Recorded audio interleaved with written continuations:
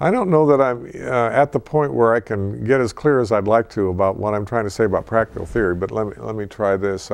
Gadamer is one of the theorists who's been helpful to me in this regard. It seems to me that theory is practice made articulate. In other words, we engage in practices that we take to be consequential.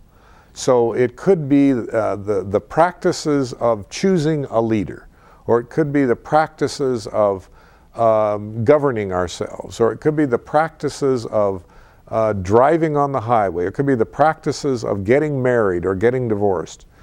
We engage socially, culturally, humanly in practices that are consequential. Because they're consequential, because they're important to us, because they matter, we want to understand them. And what, at a fundamental level, what a theory is a practice made articulate. In other words, a practice given language legs, a practice codified into descriptors, into, I mean, if it's a classical theory, into propositions and causal relationships. If it's a social theory, codified into explanatory constructs and relationships among constructs.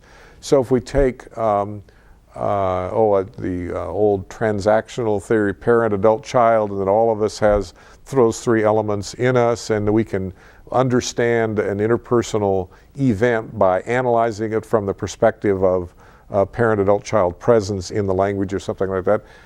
We're using a theory to explain a consequential practice. The problem arises when people think of theory as developed, devoid of practice. And that first you get the theory, and then you bring it to practice. I don't think that's what happens. I think first you have the practice, and then theorists work to make it articulate so that it can be understood and modified in whatever would be fruitful ways. And so when I talk about practical theorizing, I talk about attempting to understand that dynamic of starting from practice and moving to linguistic constructions that give that practice a kind of accessibility and understanding that can be helpful.